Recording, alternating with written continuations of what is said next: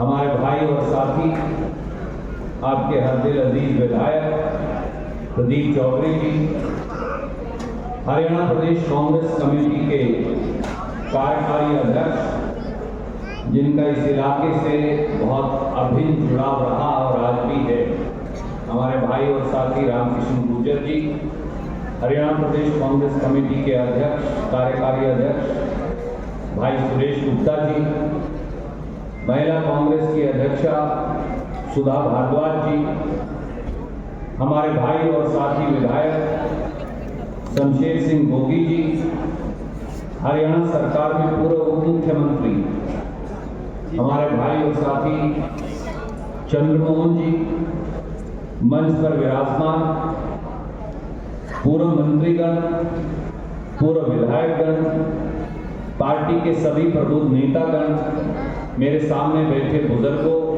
मातृशक्ति, नौजवान भाई और साथी, सबसे पहले तो मुझे मालूम है शैलजा जी और मैं बात कर रहे थे, कार्यक्रम 10 और 10:30 बजे शुरू होना था और अब 1 बज गया, तो 2-3 घंटे से 3.5 घंटे हम लेट चल रहे हैं, क्षमा प्रार्थी हैं। कांग्रेस संदेश यात्रा जिसकी चर्चा प्रदीप भाई इस मंच से कर रहे थे, उसका लक्ष्य क्या कारण है कि बारिश, ठंड के इस समय में हम आप सबको तकलीफ देकर आज इस ऐतिहासिक इलाके के अंदर हर छोटी छोटी ढाणी और गांव से आपको हमने आमंत्रित किया। मेरे बुजुर्गों, साथियों, कांग्रेस संदेश यात्रा एक तरफ कुमारी शैलजा जी, किरण जी, मैं, हम सारे साथी लेकर चल रहे हैं हरियाणा के कोने कोने में, और दूसरी तरफ हमारे नेता राहुल गांधी जी पहले 3500 किलोमीटर चले कन्याकुमारी से कश्मीर तक, धूप में, आंधी में, तूफान में, बारिश में, अंधड़ में, दुर्गम रास्तों पर, जंगल के बीच से पहाड़ों की चोटियों तक, समुद्र से लेकर, और अब 6500 किलोमीटर की एक और यात्रा कांग्रेस पार्टी और राहुल गांधी जी कर रहे हैं, इंफाल, मणिपुर से लेकर महाराष्ट्र तक, देश के एक कोने से दूसरे कोने तक। कांग्रेस पार्टी की एक हुंकार, ये हुंकार है, ये गूंज है इस प्रदेश और देश के लोगों के लिए न्याय की, और कांग्रेस संदेश यात्रा का संदेश भी यही। इस हुंकार की क्या आवश्यकता, क्या कारण है कि कांग्रेस संदेश यात्रा के संदेश को लेकर प्रदेश के हर कोने के अंदर शैलजा जी, मैं और हम सारे साथी जा रहे हैं। साथियों, इस मंच से चर्चा कर रहे हैं कि प्रदीप भाई कालका के, रायपुर रानी के, नारायणगढ़ के, सडोरा के, अंबाला के, हरियाणा के नौजवानों की सबसे ज्यादा बेरोजगारी से ग्रस्त, सबसे बेहतरीन जरखेज इलाका होते हुए भी उत्तर हरियाणा का यह इलाका बेरोजगारी से सबसे ज्यादा ग्रस्त है। हमारी बेटियां, हमारे बेटे गुणी हैं, काबिल हैं, शिक्षित हैं, आगे बढ़ना चाहते हैं, पर रोजगार का माध्यम नहीं। कारण क्या है?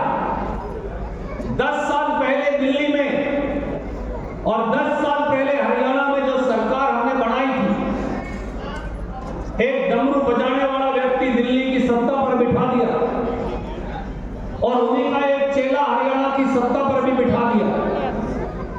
दोनों गुरु और चेलों ने मिलकर हरियाणा और हिंदुस्तान को बहुत सारे सपने दिखाए।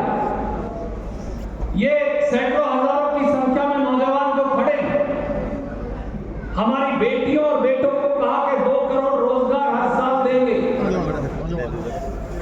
पर मैं आज आपसे पूछता हूं, क्योंकि जनता की अदालत वो सबसे बड़ी अदालत है, उससे ऊपर शायद भगवान की अदालत भी नहीं। आज जनता की इस अदालत में मैं आपसे पूछता हूं कि क्या 10 साल में हरियाणा के नौजवानों, रायपुर रानी और नारायणगढ़ के नौजवानों, आपको रोजगार मिल पाया? अगर मिल पाया तो हाथ खड़े करके बताइए, नहीं मिल पाया तो भी बता दीजिए, क्योंकि आज दूध का दूध पानी का पानी हो गया। सच्चाई ये है कि 47 बार हरियाणा की सरकार में 47 बार हरियाणा की सरकार में पेपर लीक हुआ और पेपर बिके। हरियाणा में एक संगठित पेपर माफिया गिरोह जो पेपर बेचता है, लाखों रुपया माजी इकट्ठे करता है और वो फिर नीचे से लेके ऊपर सफेद पोशों तक जो हरियाणा के सचिवालय में बैठे हैं, ये सारा पैसा वो आपस में बांटते हैं। मैं इसलिए नहीं कह रहा कि मैं और शैलजा जी कांग्रेस पार्टी में हूं क्या विरोधी। क्या ये सच नहीं साथियों कि हरियाणा में पटवारी का पेपर बिका? क्या ये सच नहीं कि हरियाणा में क्लर्क का पेपर बिका? हरियाणा में एक्साइज इंस्पेक्टर का पेपर बिका? हरियाणा में आईटीआई इंस्ट्रक्टर का पेपर बिका? हरियाणा में एग्रीकल्चर इंस्पेक्टर का पेपर बिका? हरियाणा में एचसीएस अफसर का पेपर बिका और हरियाणा में जज का पेपर भी बिक गया।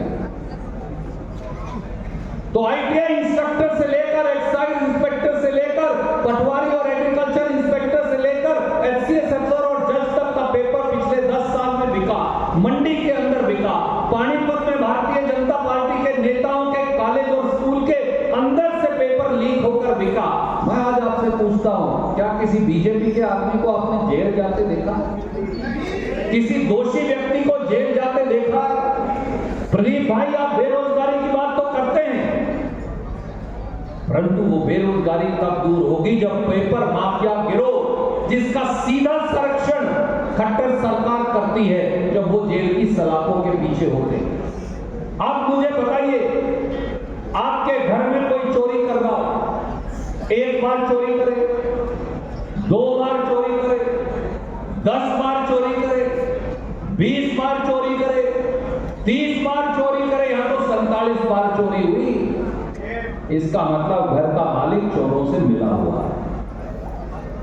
नहीं तो 47 बार पेपर कैसे बिक गया? एक बार 2 बार कोई हेराफेरी कर ले, भाग जाए, घर में 47 बार चोरी हो जाए और घर का मालिक चौकीदार घर का बैठा रहे, तो इसका मतलब चौकीदार ही चोरों का राजदार है। चौकीदार ही चोरों का राजदार है। ये है कड़वी सच्चाई। और अब हमारे बच्चों को खट्टर साहब और दुष्यंत चौटाला क्या कह रहे हैं? अंबाला का यह पूरा इलाका, कालका और यमुनानगर का हमारा ये इलाका 1947 के 1857 के स्वतंत्रता संग्राम में हमारी अग्रिम भूमिका रही। 1947 का जो स्वतंत्रता संग्राम हुआ, जब गांधी जी और नेहरू जी के नेतृत्व में हमें आजादी मिली, हमारी फिर भूमिका रही।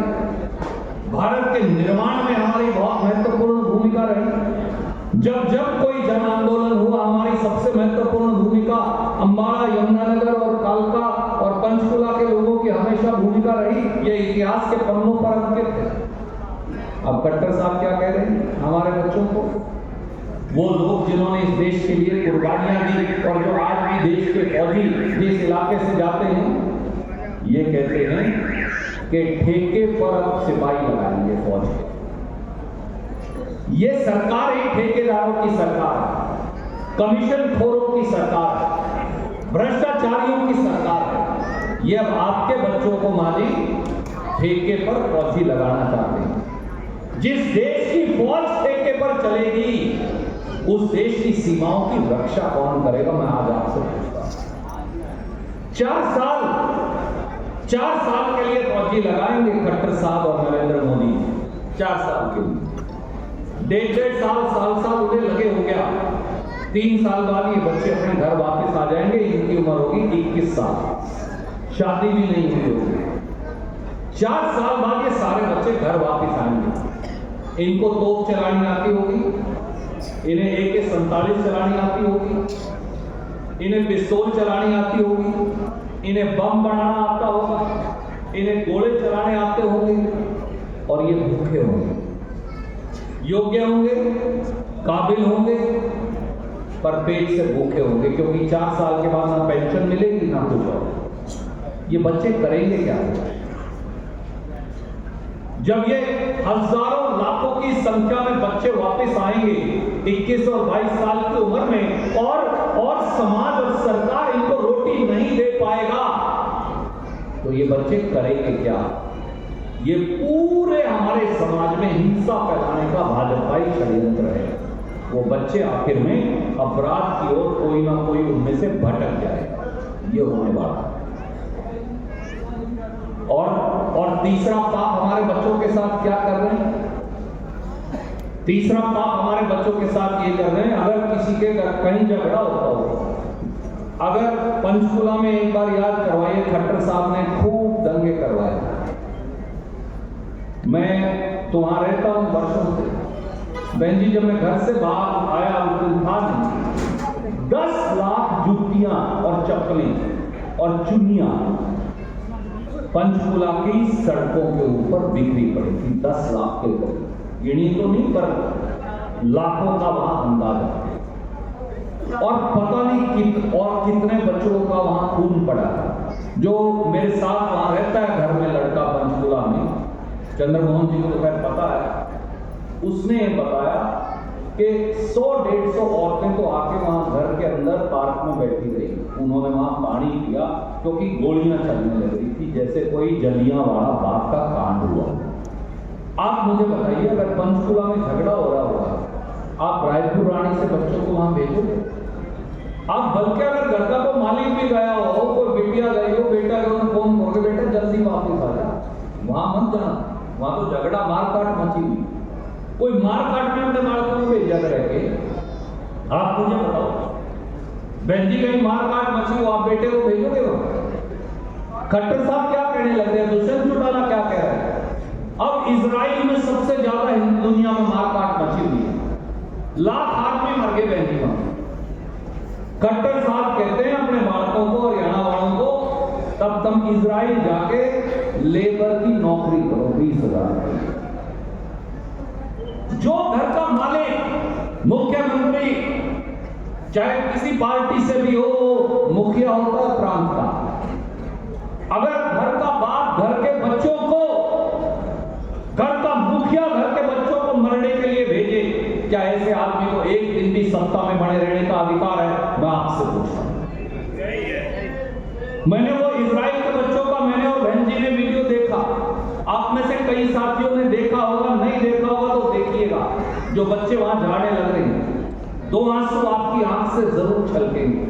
वो बच्चे पता क्या कहने लग रहे हैं? यार 20,000 की नौकरी लेके इजराइल में गोली से मर जाऊं तो ठीक है, बजाय यहां भूखे पेट मरने।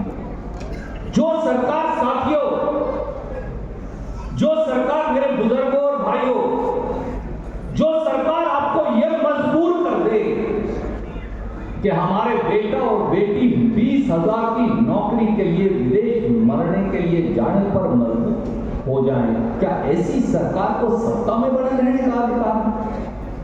लानत है ऐसी सरकार के ऊपर। चुल्लू भर पानी में डूबकर मर जाना चाहिए शासकों को। बात लंबी हो जाएगी। ये न्याय यात्रा, ये कांग्रेस संदेश यात्रा किसी है। मेरे बुजुर्गों साथियों, हमने बंदर के हाथ में मुस्कुरा पकड़ा है और वो हमारा गला काटने लग रहा है। सच्चाई, वो हमारे भाग्य का, वो हमारे भविष्य का, वो कोई शरीर से गला नहीं काटता। हमारे भाग्य का, हमारे भविष्य का, हरियाणा के भविष्य का उस्तरा लेकर भाजपा और जसपा के लोग गला काट रहे हैं। बचा लीजिए हरियाणा। शैलजा जी को हमें कुछ नहीं चाहिए, प्रदीप चौधरी और शमशेर गोगी को कुछ नहीं चाहिए, रामकिशन गुर्जर को कुछ नहीं चाहिए, सुरेश गुप्ता को कुछ नहीं चाहिए, ये अजय भाई खड़े इन्हें कुछ नहीं चाहिए, उपेंद्र वालिया को कुछ नहीं चाहिए, मनवीर गिल को कुछ मत दीजिए, कोई दिक्कत नहीं, परंतु हरियाणा को बचा लीजिए।